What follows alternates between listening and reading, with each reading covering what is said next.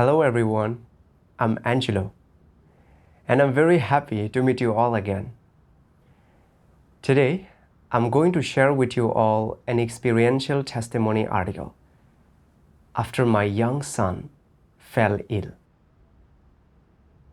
When his young son was diagnosed with nephrotic syndrome, the protagonist was mired in pain for a time. After believing in God, he hoped to earn God's blessings by doing his duty, wishing for his son's condition to improve. However, things didn't go as he wished, and his son relapsed, and he began to feel pain and torment. Through reading God's words, what did he come to understand about himself? And how did he emerge from this pain? Let's listen to his experience together. Almighty God says, people have such poor reason. They have too many demands of God, and they ask too much of Him. They lack even the slightest bit of reason. People are always demanding that God do this or that and are unable to completely submit to Him or worship Him. Instead, they make unreasonable demands of God based upon their own preferences. Human reason is so poor, is it not? Not only are people not able to completely submit to God's orchestrations and arrangements, or accept all that comes from God. On the contrary, they impose additional requirements upon God. How can people with such requirements be loyal to God? How can they submit to the arrangements of God? How can they love God? People all have requirements for how God should love them, tolerate them, watch over them, protect them, and care for them. Yet none of them have any requirements for how they themselves should love God, think of God, be considerate toward God, satisfy God, have God in their hearts, and worship God. Before, when I read this passage of God's words, I didn't hold it up to myself for comparison. I thought God was talking about those believers who just seek bread to satisfy hunger.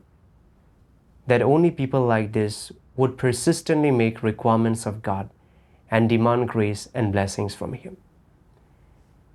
As for me, I'd eaten and drunk so many of God's words. I knew that I was a created being and that I ought to occupy the position of one. And I knew that whether or not God blessed me and whether He set up favorable or adverse circumstances, I should submit to His orchestrations and arrangements. With this kind of understanding and aspiration, I thought I was able to submit to God and that I demanded nothing of Him. This time, it was my son's illness that finally made me see my true stature and the fact of my corruption clearly.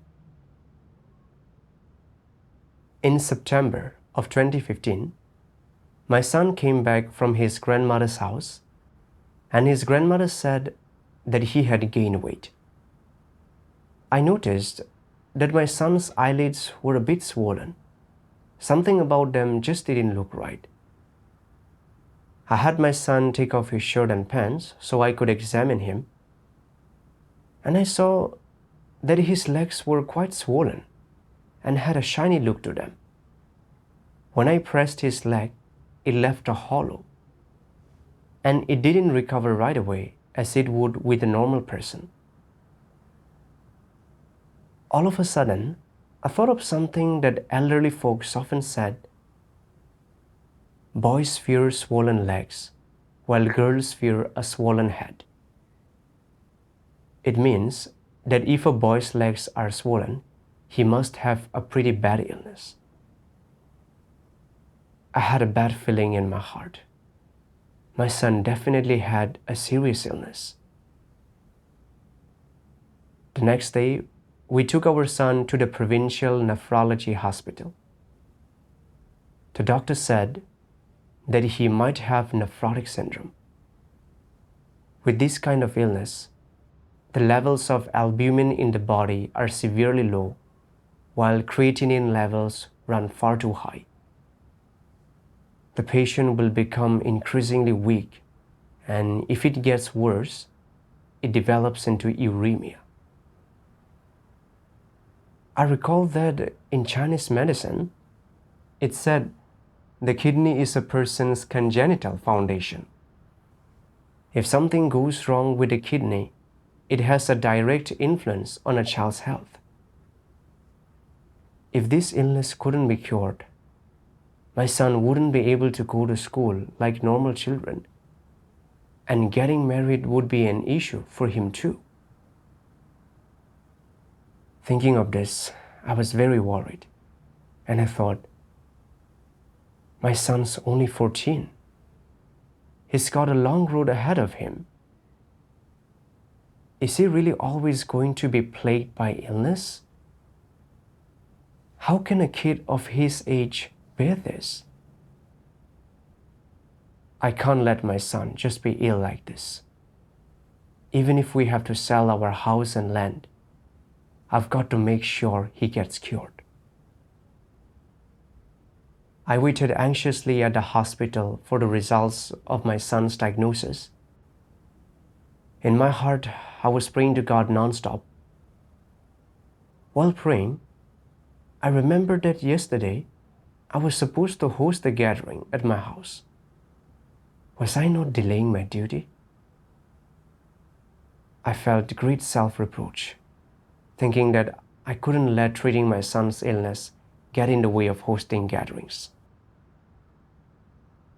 My wife was at the hospital to take care of my son, so I went home first and hosted gatherings while working at the same time. Later, my son was really diagnosed with nephrotic syndrome. When I heard the news, it was like a bolt from the blue. This was what I'd feared most, and now it had been borne out. Going forward, my son wouldn't be able to attend school normally and could only stay at the hospital. How was a young kid like him supposed to bear this? As I pondered this, I couldn't hold back my tears. In those days, my heart was so heavy, and I couldn't help but think to myself, since accepting God's work, I haven't made any appeals to God with regard to fleshly matters. It would be great if this time God could do me the favor of allowing my son to fully recover. I very much wanted to pray to God and ask Him to get rid of my son's illness, but I knew that God's work of the last days was the work of judgment and chastisement, trial and refinement. It was done to cleanse mankind's corrupt disposition. Making such a request to God was not in line with His intention. But as soon as I thought of my son's illness, I still held out hope that God would bestow favors upon him on account of my submission. If this happened, my son wouldn't have to endure this type of pain. I went on hoping for a period of time, but my son's condition showed no improvement. Although I didn't delay my duty on the surface, I had a very heavy heart. In order to overcome my pain, all I could do was pray to God, seek Him, and eat and drink His words.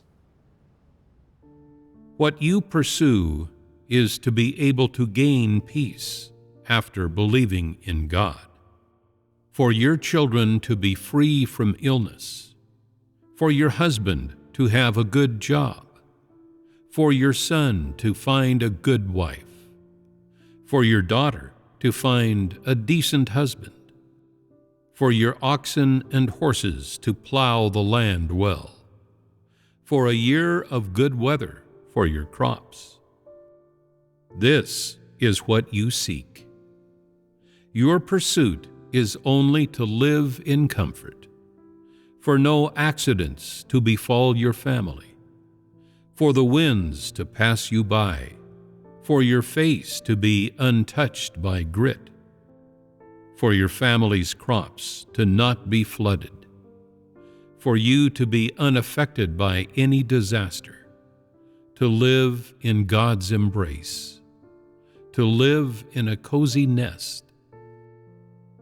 A coward such as you, who always pursues the flesh, do you have a heart? Do you have a spirit? Are you not a beast? I give you the true way without asking for anything in return, yet you do not pursue. Are you one of those who believe in God? Reading God's words pierced my heart deeply. God had hit the nail on the head, exposing my viewpoint of pursuing blessings in my belief in God. After my son was confirmed to have nephrosis syndrome, on the surface, I did my best to refrain from making demands of God while praying. But on the inside, I hoped God would have mercy on me on account of my submission and get rid of my son's illness. When God didn't satisfy my demands, I felt pain in my heart, and I didn't seek the lessons I should learn from such a thing happening to me. How was I any different from those people in religion? What I pursued in my belief was still seeking bread to satisfy hunger, which was not at all in line with God's intention. Reflecting on this, I felt deeply ashamed and hated myself for not pursuing the truth and for making these demands of God. I really had no reason whatsoever. I prayed to God in my heart, "Oh God, I'm willing to entrust my son's illness to you and submit to your orchestrations and arrangements. Please give me a sense of burden and give me faith so that I can do my duty well and satisfy you." After praying, my heart felt a bit more peaceful and at ease. In March of 2016, I took up church leadership duties. Several months later, my son relapsed again. He had some urine that he couldn't discharge, which caused edema throughout his whole body. Seeing this, I was absolutely devastated. A good kid like him had somehow ended up in this condition. With all these relapses, when would he be able to get better? I thought to myself, maybe it's that I'm not doing enough in my duty. If I expend some more effort, is it possible his condition will improve a bit? And so I put more energy into doing my duty. To my surprise, my son began to get better little by little. I was extremely grateful to God and did my duty even more diligently, producing some results in various tasks.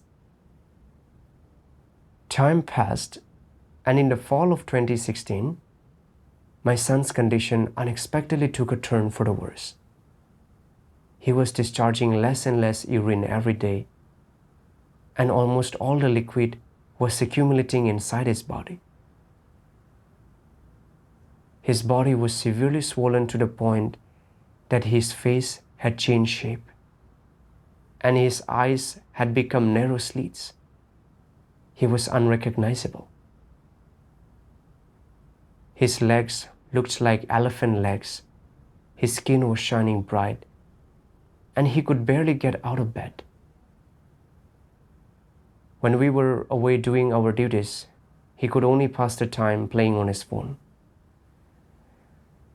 When we were about to take him to the hospital, he would say maturely, "My illness won't get any better. There's no use in going. Just go do whatever you have to do." I wished I could suffer all that pain in his place, but there was nothing I could do. Before I knew it, I was complaining to God, thinking, "Oh God, I'm not Job, nor am I Peter. My stature is not so great. What's more, throughout all this time, I've never stopped doing my duty. Why isn't my son getting better? Even if his illness can't get better right away, I'd settle for it not getting steadily worse." As I pondered this, I realized that I was complaining that God was unrighteous. I felt very uneasy, and so I quickly prayed to God, "Oh God, I know I shouldn't complain to you in this way, but I really can't get through this, and I don't know which lessons I should learn. Please guide me in this matter." After praying, I read a passage of God's words. Righteousness is by no means fairness or reasonableness. It is not egalitarianism or a matter of allocating to you what you deserve in accordance with how much work you have completed, or paying you for whatever work you have done, or giving you your due according to what effort you expend. This is not righteousness. It is merely being fair and reasonable. Very few people are capable of knowing God's righteous disposition. Suppose God had eliminated Job after Job bore witness for him. Would this be righteous?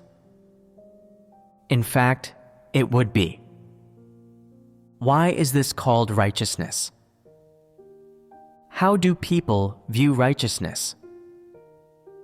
If something is in line with people's notions, it is then very easy for them to say that God is righteous. However, if they do not see that thing as being in line with their notions, if it is something that they are incapable of comprehending, then it would be difficult for them to say that God is righteous.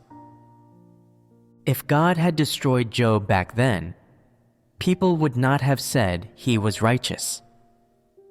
Actually, though, whether people have been corrupted or not, and whether they have been profoundly corrupted or not, does God have to justify himself when he destroys them? Should he have to explain to people upon what basis it is that he does so? Must God tell people the rules he has ordained? There is no need. In God's eyes, someone who is corrupt and who is liable to oppose God is without any worth. However God handles them will be appropriate, and all are the arrangements of God. God's essence is righteousness. Though it is not easy to comprehend what he does, all that he does is righteous. It is simply that people do not understand. When God gave Peter to Satan, how did Peter respond? Mankind is unable to fathom what you do, but all of what you do contains your goodwill. There is righteousness in all of it. How can I not utter praise for your wisdom and deeds? You should now see that the reason God does not destroy Satan in the time of his salvation of man is that humans may see clearly how Satan has corrupted them and the extent to which it has corrupted them, and how God purifies and saves them. Ultimately, when people have understood the truth and clearly seen Satan's odious countenance and beheld the monstrous sin of Satan's corruption of them, God will destroy Satan, showing them his righteousness. The timing when God destroys Satan is filled with God's disposition and wisdom. Everything that God does is righteous. Though humans may not be able to perceive God's righteousness, they should not make judgments at will. If something he does appears to humans as unreasonable, or if they have any notions about it, and that leads them to say that he is not righteous, then they are being most unreasonable. After reading God's words, I understood that God's righteous disposition wasn't like I thought it was, fair and reasonable and egalitarian. I thought that as long as people could do some duties, God should bestow favors on them, and that the more people could pay a price in their duties, the more God should bless them. These are transactional views of the world and are fundamentally not aligned with the truth.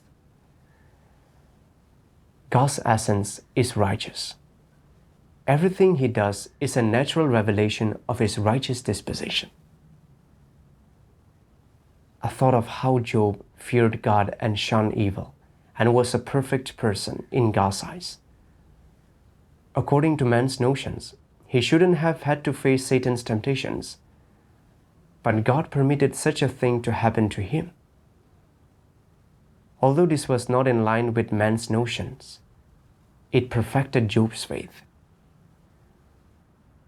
I saw that regardless of whether God blessed or deprived people, whether he put them through trials and revealed them or perfected them, these were all revelations of God's righteous essence, and everyone should submit to and accept them. People shouldn't use their expending of themselves as capital to tell God what to do. But I didn't understand God's righteousness. When I expended myself a bit in my duty and saw that my son's condition was improving, I believed that God was righteous and I was energetic in my duty. When my son relapsed and his condition got increasingly serious, I complained about God and thought the trials he was putting me through were too difficult. I began to reason with God and oppose him. This showed that my definition of God's righteousness was based on whether or not my hard work and expending of myself could earn me grace and blessings. It was full of transactions and exchanges. Was I not making demands of God according to my own notions? I wasn't doing my duty as a created being at all, and I absolutely did not possess the conscience and reason that a created being should have. I prayed to God, "Oh God, I want to be someone who has a conscience and reason and do my duty well to satisfy you. Why do I misunderstand you and complain about you whenever I'm faced with things that aren't to my liking? God, please guide me to understand myself in this matter." Later, I read these two passages of God's words. From the time when man first began to believe in God, he has considered God to be a cornucopia, a Swiss Army knife, and he has considered himself to be God's greatest creditor, as if trying to get blessings and promises from God were his inherent right and obligation, while God's responsibility were to protect and care for man and to provide for him. Such is the basic understanding of belief in God, of all those who believe in God. And such is their deepest understanding of the concept of belief in God. From man's nature essence to his subjective pursuit, there is nothing that relates to the fear of God. Man's aim in believing in God could not possibly have anything to do with the worship of God. That is to say, man has never considered nor understood that belief in God requires fearing and worshiping God. What is the problem with people always making demands of God? And what is the problem with them always having notions about God? What is contained within man's nature? I've discovered that regardless of what happens to them or what they're dealing with, people always protect their own interests and worry about their own flesh. And they always look for reasons or excuses that serve them. They don't seek or accept the truth in the slightest. And everything they do is in order to defend their own flesh and plotting for the sake of their own prospects. They all solicit grace from God, wanting to gain whatever advantages they can. Why do people make so many demands of God? This proves that people are greedy by nature, and that before God, they are not possessed of any reason at all. In everything people do, whether they are praying or fellowshipping or preaching, their pursuits, thoughts, and aspirations, these things are all demands of God and attempts to solicit things from Him. They are all done by people in the hope of gaining something from God. Some people say that this is human nature, which is correct. In addition, people making too many demands of God and having too many extravagant desires proves that people are truly lacking in conscience and reason. They are all demanding and soliciting things for their own sakes, or trying to argue and find excuses for themselves. They do all of this for themselves. In many things, it can be seen that what people do is totally devoid of reason, which is full proof that the satanic logic of every man for himself and the devil take the hindmost has already become man's nature. What problem is illustrated by people making too many demands of God? It illustrates that people have been corrupted by Satan to a certain point, and that in their belief in God, they don't treat Him as God at all. Reading these words, my heart was deeply pierced. I was the exact type of person that God had exposed. I had viewed myself as God's creditor and hadn't regarded Him as the Creator. Thinking back on my time believing in the Lord, after enjoying God's grace and blessings, I believed that as long as people pray and appeal to God when facing difficulties, He will grant them their wishes, because nothing is greater than God's love for men. After accepting Almighty God's work of the last days, I came to understand from God's words that God is the Creator, and people should not make unreasonable demands, asking Him to bestow grace and blessings on them.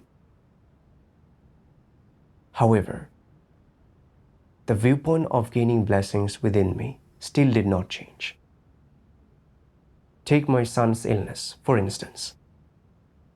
I was able to entrust it to God at the outset, and after I saw that my son's condition was somewhat improved, I thought that God really cared about us. I thought that if I stuck to my duty and God saw me expending myself, then maybe my son would get better. Under the control of these intentions, I was particularly energetic when doing my duty. But when my expending of myself didn't produce the desired results, and my son's illness got increasingly serious, I couldn't help but complain against God. I thought that I should get credit for doing some duties and paying a bit of a price, that this qualified me to bargain with God. I saw that I'd been believing in God and doing my duty for the sake of gaining blessings and benefits, instead of simply to satisfy God. My nature truly was so selfish. For example, children being filial to their parents is something that is perfectly natural and justified. And children shouldn't only be filial when their parents accumulate wealth for them. As a created being, believing in and worshiping God is even more perfectly natural and justified. But I'd always harbored my own intentions and demands within me, cheating God in everything I did. Such a belief can never receive God's praise. I was deeply humiliated and ashamed. All I wanted was to return to God, assume the position of a created being, and set my mind straight, no longer making demands of or complaining against God, and entrusting my son to Him. At the end of 2018, I had to leave home due to security risks. It was at this time that, due to taking hormone-containing medication for an extended time, my son was diagnosed with osteonecrosis of the femoral head. He couldn't straighten out his waist when he walked and could only walk with both hands on his knees. Even though I knew my wife was there to take care of him and there was nothing for me to help with at home, my son's situation still brought me great pain. And I thought, my son's old illness hasn't even been cured, and now he's got a new one. What should I do? The more I thought about it, the more miserable I became. And I hoped for God to create a miracle that would bring my son's condition under control as soon as possible. I faintly sensed that I was making demands of God yet again. And so I prayed to God silently in my heart, asking Him to protect me, so that I could stand firm in my position as a created being and submit to these circumstances. After praying, I packed up some clothes and left home. During the time away from home, I would sometimes think of my son, which caused some disturbances in my duty. And so I prayed to God and ate and drank His words. I read God's words that said, Besides birth and child rearing, the parents' responsibility in their children's lives is simply to provide them with a formal environment to grow up in. For nothing except the predestination of the Creator has a bearing on a person's fate. No one can control what kind of future a person will have. It is predetermined long in advance, and not even one's parents can change one's fate. From God's words, I understood that God holds sovereignty over and arranges each person's fate. In everyone's lifetime, there is suffering they ought to endure, and no one else can endure it in their place. As for my son, all I could do was raise him into an adult and fulfill my responsibility. When it came to what hardships he ought to endure in his lifetime and how his life would turn out, all of this was in God's hands. I could not decide it or change it. In the past, when I was at home, I would look after my son a bit and remind him to take his meds on time. But he was still diagnosed with ONFH. My care and company couldn't change the kind of suffering my son ought to endure. Even if I stayed by my son's side, all I'd be able to do was keep him company and provide a bit of comfort.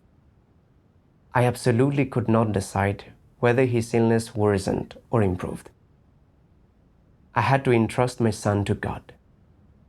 The only appropriate thing to do was let God hold sovereignty over and arrange this. Thinking of this, I was able to feel a bit more liberated and have peace of mind in my performance of duty. Later on, my wife said that my son was back in the hospital. When I heard that my son had relapsed again, I was quite upset. And I prayed to God, saying I was willing to entrust my son to Him and let Him hold sovereignty over and arrange everything. What I ought to do is just submit to God's sovereignty and arrangements and do my duty well. When I pray to God in this way, no longer making demands of Him, I felt exceedingly peaceful and at ease, and I was able to pour my heart into my duty. After listening to this brother's experience, perhaps you have some food for thought. Feel free to leave a comment below. See you next time.